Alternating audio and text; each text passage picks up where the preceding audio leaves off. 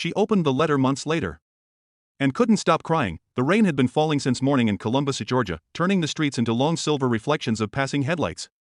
Inside a quiet brick house near Fort Moore, Elena Brooks sat alone at her kitchen table, staring at a sealed envelope she had avoided for months. The envelope was worn now, the edges soft, the ink slightly faded. Her name was written across the front in handwriting she knew better than her own. Daniel's handwriting. Her husband had mailed it just days before his final deployment overseas, and she had never opened it. Elena still remembered the morning he left.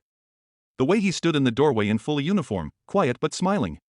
The way he tried to act strong for her and especially for their 8-year-old daughter, Maya, who clung to his leg and refused to let go. "I'll be back before you know it," Daniel said softly, but he never came back. 3 months later, 2 officers in dress blues stood at her door, and everything changed. At first, the letter felt impossible to face. Just seeing his handwriting made her chest tighten. She tucked it into a kitchen drawer, telling herself she would open it when she was ready, but grief has its own timeline. Weeks became months. Inside was a folded sheet of paper and a small photograph. The photo showed Daniel in uniform, smiling beside a dusty Humvee, sunlight behind him. On the back he'd written, "So you'll remember I was smiling."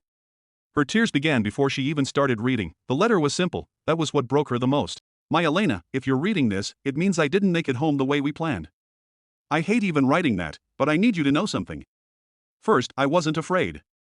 Not really. Because loving you and Maya has already given me more than I ever thought life would."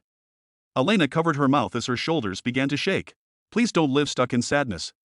I know you will try, because that's who you are. But promise me you'll laugh again. Take Maya to the park. Let her run too far ahead like I used to let her. Let her fall asleep in your lap during movies.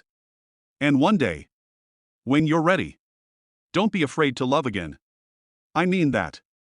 Elena paused, unable to read further for several minutes. The kitchen clock ticked loudly on the wall, rain tapped softly against the window. The last part of the letter was written smaller, like he had run out of space. "I wrote this before leaving because I know you.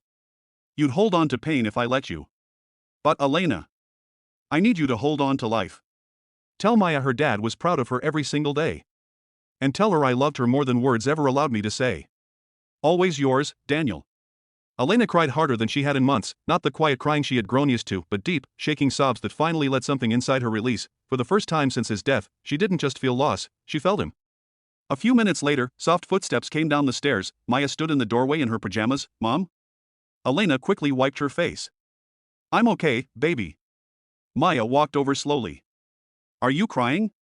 Elena pulled her into her arms and held her tightly. "Yes," she whispered. "But it's okay." Maya noticed the letter. "Is that from Dad?" Elena nodded. Maya leaned against her chest quietly. "What did he say?" Elena kissed her forehead and whispered softly, "He said he loves us. And he wants us to be happy." That night,